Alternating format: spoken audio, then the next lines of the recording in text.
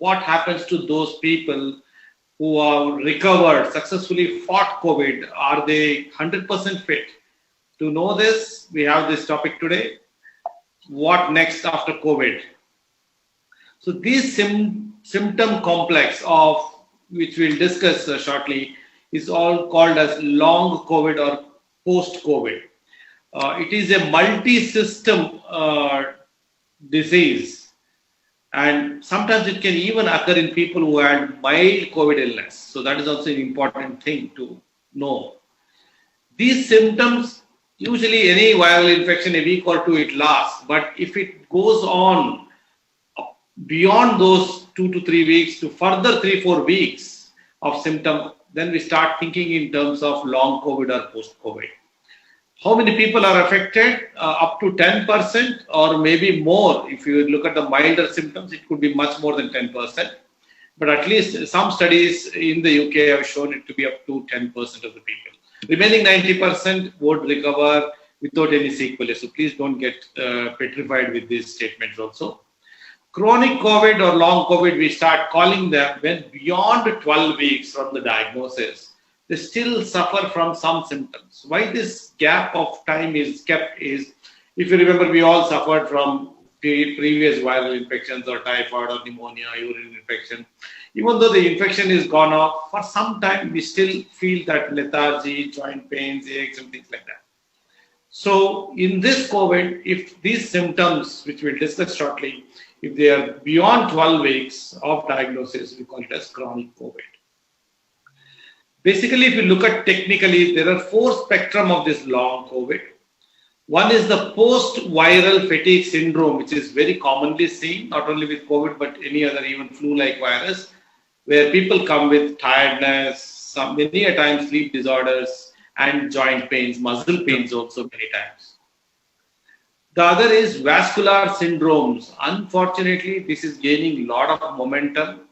I'm sure many of us have read a lot in the newspaper that suddenly someone had a heart attack post-COVID, or someone had a pain and swelling of the legs or even the stomach when they found out there was a blockage in the blood circulation to it. Especially when the initial COVID started in the first wave, we didn't know much about it, especially the early part of the first wave. Later, we have learnt about it, and that's why we give blood thinners to people who have suffered a moderate or severe COVID, or they have a lot of comorbidity. So very, very important entity, vascular syndromes. So it could present in the form of a heart attack, sometimes the rhythm abnormalities of the heart. Sometimes it can affect the brain, causing strokes, and lung embolism or peripheral embolism, what we call it as, is usually classified as vascular syndromes. Symptoms affecting multi-organ system. Sometimes it also affects other organs, like commonly we see gastrointestinal symptoms like diarrhea. Sometimes even liver enzymes are badly affected in this entity, and then they take some time to resolve. Lungs can get affected very commonly. We see this persistent cough, low oxygen, and even sometimes lung fibrosis is noted in some of the patients. So that is a bit worrying. But fortunately, whatever lung fibrosis we are seeing, most often than not, it is getting resolved over the next few weeks or few months. Sometimes urinary abnormalities are also noted, and reduced functions of the kidneys also are noted. Many times we are also seeing not only diabetes, but also pancreatitis. Just now I had a discussion with our gastroenterologist. We have seen today itself few cases of mesenteric ischemia, where there is a blood supply impairment to the intestines, and also pancreatitis following COVID. So I don't know, we are still learning a lot about this disease, very, very enigmatic. Skin changes, even though it look trivial when compared to all these things, but definitely it is important. Rashes, itching, and some associated joint pain, sometimes cutaneous ulcers, oral ulcers. Also, we have seen it with respect to the skin manifestation. Infections, well, some don't want to classify this as long COVID. They want to call it as a complication of COVID. Nevertheless, it is for us to understand, we should be very careful, and we already had a full session on this. Infections, secondary bacterial infections can be seen, but more commonly nowadays, unfortunately, we are seeing this mucormycosis, it's called the black fungus, and even aspergillosis, which is the white fungus. So these are all the symptoms affecting the multiple organs. Fourthly, in people especially who are in the ICU, post-intensive care unit syndromes, we see cognitive disturbances, means in the mentation, the mind gets totally disturbed and some important aspects of memory, comprehension gets affected in this cognitive disturbance. Very, very important. Post-traumatic stress disorder, definitely it's very, very important. The amount of trauma, what it inflicts on the mind is very, very understated, to say the least. Is, I would like to say, just to give an example, I had a patient, 3 of the family members were admitted, only 1 went back home, and he was the first to get the infection. So he has this guilt that he got the infection home and he gave it to others. And like this, innumerable stories, really bad. Fortunately, some of us are looking at it. We have it in our company that we have looking at this aspect, but many times this goes unaddressed. So it affects and eats up the person from inside. So please look at this post-traumatic stress disorder, depression, and also some amount of neuromuscular weakness. Some people have what is called as a Guillain-Barré syndrome, like where there is a weakness of the legs, sometimes can affect the respiratory muscles. And special mention about the ladies, sometimes they definitely have these menstrual irregularities, usually as a part of any acute stress and acute infection, where it becomes a bit irregular, sometimes heavier bleed, and then it stops.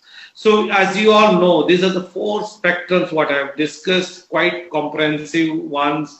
So simplest is the post-viral fatigue syndrome. Vascular syndromes are not so good, very important.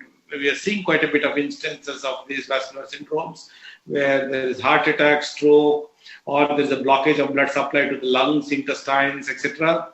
And individual organ systems can get affected.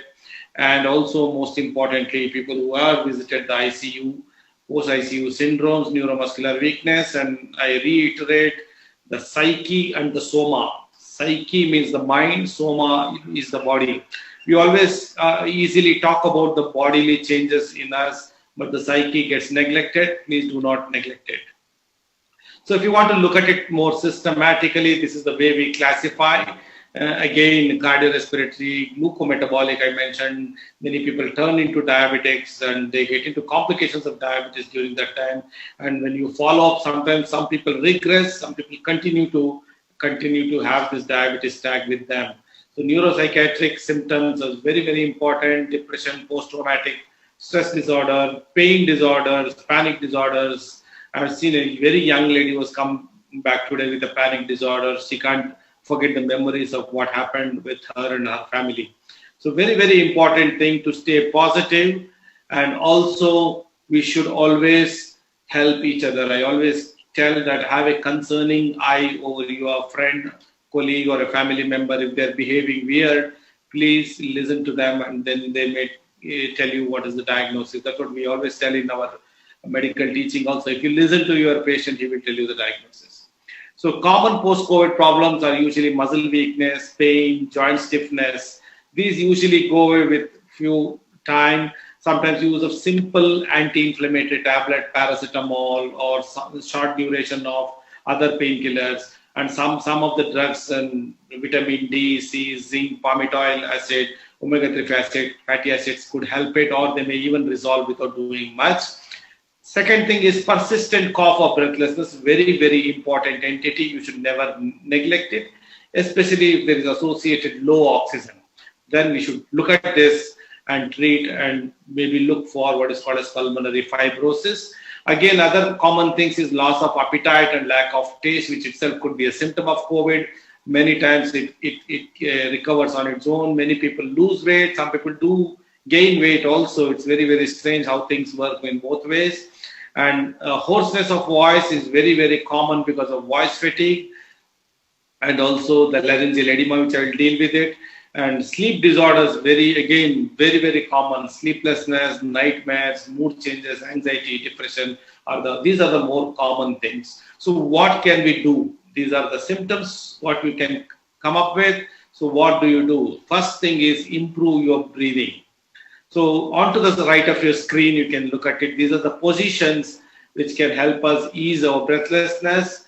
relaxed sitting, forward lean standing, backward lean standing, forward lean sitting, and high side lying. So with a lot of pillows onto the left lateral or the right lateral side, left side or the right side, or sometimes even prone sleeping means with the face down would also help, but not all of us are accustomed to it. Someone who has a bigger belly or other weight-related issues, they may find it difficult. So these are the postures to adopt. Try and support it. Try to be relaxed and try to take a slow and deep breath through the nose.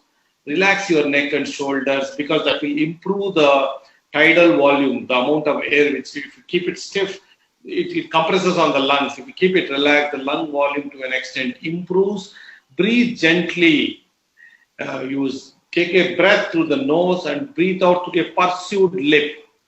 Like you pout, make a pout like how you blow a candle at that time. So try to keep the shoulder, neck and the body relaxed.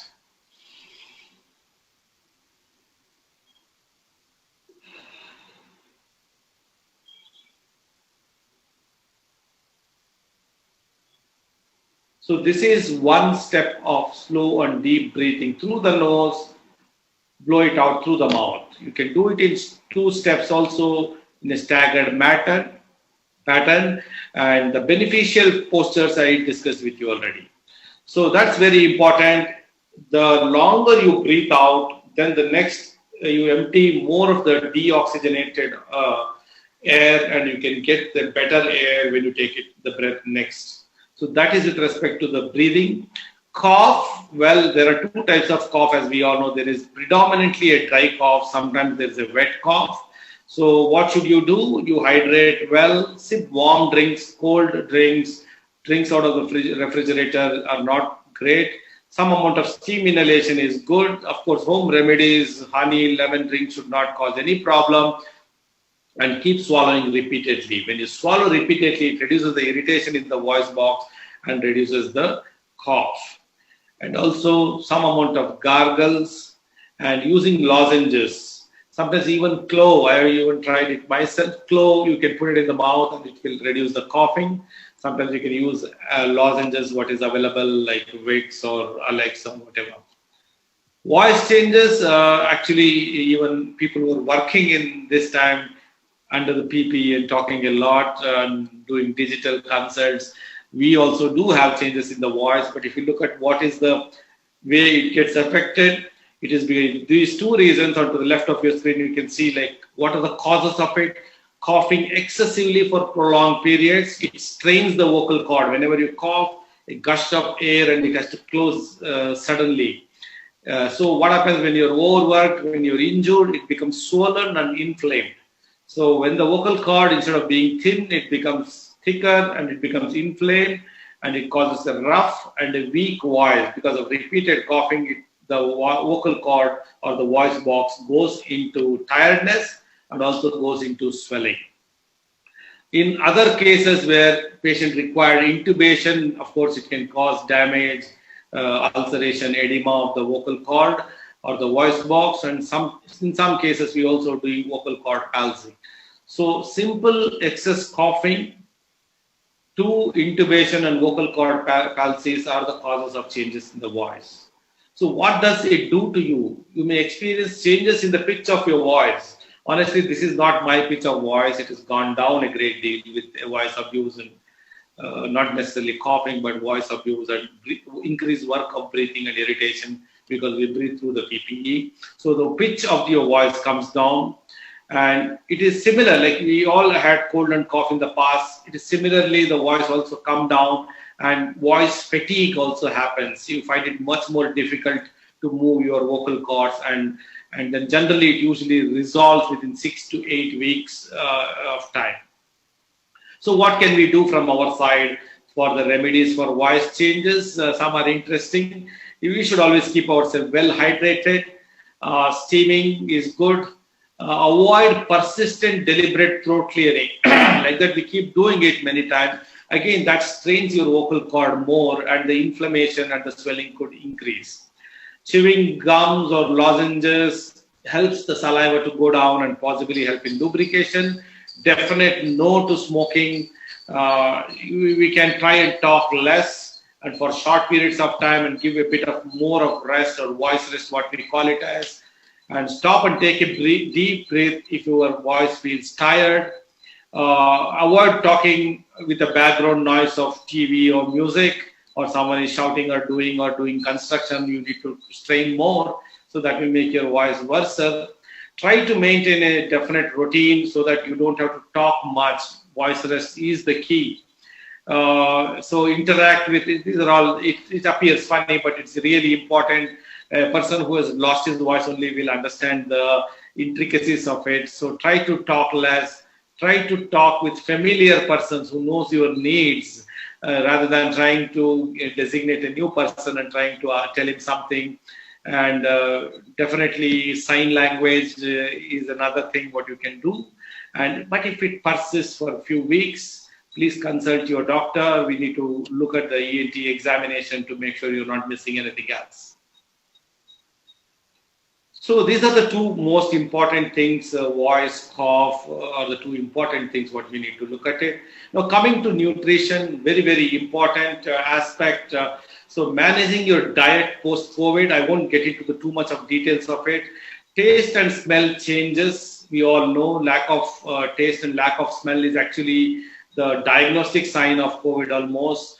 So, but we should always remember, so that may put you off from eating. That also doesn't mean that you need to eat a lot more. At least what is requirement plus something more is definitely required, because of the infection, the catabolism is there. So body will require more calories, more energy, more protein, because protein breakage happens. So more protein, vitamin and mineral intake in the diet.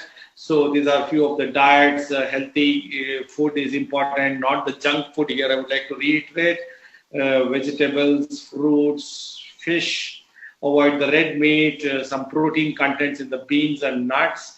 And dairy products are also good enough, but make sure that it is not cold or not out of the fridge. We always talk about this, eat a rainbow. So multiple color fruits and vegetables have multiple vitamins and minerals in different extent.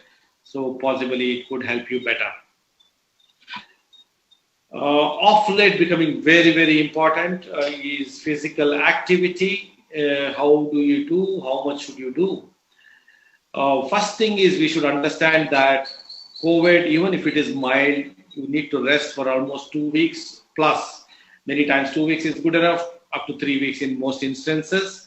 So when you are resting and when you are inactive, suddenly there is a loss of muscle strength, particularly in the legs. Secondly, make sure you are back on track with respect to the oxygen and your breathing pattern. Let's say like we are all working out, and don't try and start with the same level at where you left off. Definitely no to it. A graded improvement. Slowly you start. When should we start? I'll show you it in the next slide. We should start it slowly. Maybe a simple walk around the house, and once you are not infective and you are feeling energetic, a bit in the lawn or on the terrace. If you're not sharing it with anyone, it would be even better. So please start it slow and go slow. Initially, try and do breathing exercises, pranayamas, yoga, meditation, and slowly build in other physical aerobic and aerobic activities. So don't go full throttle, because we have seen fatalities with it. Always we tell, listen to your body and give up the notion of mind over the body. Many of us who are especially into running, we always talk about mind over the body, but not during this time. So this is the scale if someone wants to know, 0 to 10. So you can start it very, very light and go very, very slow. So the precautions, what you have to definitely follow is, sometimes even after COVID recovery, some people will have fever, body ache, joint pain. So if that is the case, please do not think of exercising, especially if you have breathing difficulty, oxygen is low, some swellings or joint pains, please avoid it. And for some reason you start exercises, please avoid it or abort it if you're feeling severe breathlessness, chest pain, dizziness, if you're feeling excessive fatigue, if you feel the heartbeat is running too fast or too slow or irregular, very, very important entity to again bring out your pulse oximeter, which you had it, and check up the heart rates, very, very important thing. Or you're feeling too cold or clammy skin. In these circumstances, please avoid or abort the exercise then and there. On to the right of your screen, if you look at it, there is a lot of controversy. This is from today's paper actually. So no workout for 3 months for COVID-19 recovered people. Some of the experts feel that, because we have seen that someone who was hale and hearty was working out and he dropped dead. Again, please do not think that doing exercise will kill you. Definitely no. There are much more deaths happening because of not exercising than exercising. What could have happened to him, we do not know exactly. But what we are trying to tell is, I explained the post-COVID complications, vascular complications, and the complications related to the lungs. Like someone may be okay with oxygen and not breathless when you are resting, but when you start doing something, you may become out of breathless. So you may have a slightly, still the lung damage could not have recovered fully. And someone may have a acute heart attack, or blood supply to the lungs could, or the heart could come down suddenly, like pulmonary embolism and heart attacks and things like that. So we are just trying to not to frighten you about the exercise. I am very big proponent of exercise, but go slow, listen to the body. There is no hurry to go and do what you were doing before pre-COVID era. So please get back to exercise for sure. Maybe a month later, start with simple maneuvers. If you're going all out, make sure you take clearance from your doctor. Make sure your pulse, BP, oxygenation is fine, and possibly maybe after 3 months you could be fully fine to do your previously rigorous exercise if someone is doing it. So other important aspect which we have seen people is complaining of fatigue. Very difficult thing to treat, honestly. How do we help it to recover from it? So we always should resist our temptation to not to return to previous levels of work immediately, whether it is work or leisure or any social activity. You take your time and then get back. Don't push yourself. Give time to recuperate. You are not the same before. Combination of rest, relaxation, and gentle activity, which you can slowly build it out. Very, very important. Again, I would like to highlight this. Start building a routine. See what happens. Initial phases of COVID, people who have suffered will be very lethargic and tired. It's all right. So they may be sleeping for 8-10 hours and odd hours of the day, and they're up for other middle of the night. They are up and sleeping whole day and things like that. But quickly try to resume a pattern of sleep and mealtime and activity.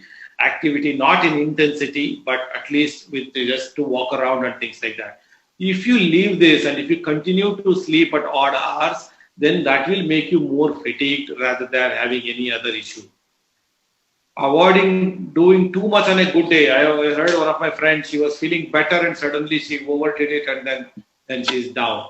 So next 4 days are gone. So please take it slow and staggered way you build it up. So, and always have a routine. Don't go by being lazily whiling away, even though you feel a bit more tired than before. So a regular routine especially would help us to sleep better. So rapid recovery, always set up the limits. Don't overdo or don't underdo also, and that has to be individualized. Each person is different. Activity management and rest is important. You should balance periods of gentle activity, periods of rest. So you impose rest, not only the body, the mind, also the voice. We need rest to help healing and also the recovery. Regular short rest throughout the day, power nap or just relax, listening to your music, and then do some work. And then after an hour or two, again, you relax for 15-20 minutes, half an hour, till you feel okay to get back is always indicated. Relaxation, meditation, being mindful is very, very important. Breathing technique we showed, it helps recovery. Most important entity, least spoken upon, is again the sleep. We should always have a routine sleep pattern. At least you try to hit the bed at the same time what we usually hit at around 10:30 and try to wake up at 6:30. Even if you don't get sleep, try to follow it. If you start indulging in gadgets when you don't get sleep or start watching TV, it will never happen. And this process will keep going on again and again. Diet, I mentioned, a healthy, balanced diet. You don't have to overeat. I'm again reiterating, no point eating sweets and other things on oily food and drowning yourself. This is what happens. Oh, you're recovering, you need to eat more. You don't have to eat much more. You need to eat more healthy, balanced diet with proteins, vitamins, and adequate fluid intake. That's important. Definitely avoid alcohol, and excess coffee should be avoided. Definite no to smoking. Smoking is never a good entity anyway, but this is the worst time to smoke. Mental well-being, again, I reiterate, we always neglect it. Emotional health is most important factor in managing fatigue. That's why many people who are fatigued actually may also be suffering emotionally. So that is another important point you need to keep in mind. Fun and pleasurable activity. It need not be intense. A simple fun games with your kids, watching something fun and relaxed is always good. Work and education for people who are in the students should be definitely returning in a phased or a gradual return. Don't overdo it. Take mini breaks and get reassured about your own good being, and then come back slowly or in a graded way with respect to the work or education. Exercise definitely is helpful. I'm not saying it is not exercise, but go graded. Start with simple stretches, yoga, or a short walk, and then only build on. Maybe around 3 months or so, you may be good enough to do what you are. But if you're feeling unusually tired, breathless, or fast heart rate, or sweating much more, or aches and pains worsening, please stop and get back to us. Not to forget, most important, we had COVID, we have recovered, but you still have to follow COVID appropriate behavior, masking, distancing, sanitization. Motivate others, tell that how you won over COVID. It is not as bad as people think. I know we are seeing a lot of reports on deaths and other things, people in ICU. But still, there is a very small percentage of population what suffers such catastrophe, unfortunately. But majority of us improve, and you can set an example and talk to people and say, no, what you're thinking is wrong. See how I'm fit and I'm back. I'm doing my regular activity, and definitely offer a helping hand to the near and dear ones and your friends and family and community. Most importantly, you need to still vaccinate. I don't know if the government will change that guidelines shortly, but at least for now, they say after 3 months of diagnosis, you should vaccinate again and stay physically and mentally very, very positive. So that's it about post-COVID phenomena.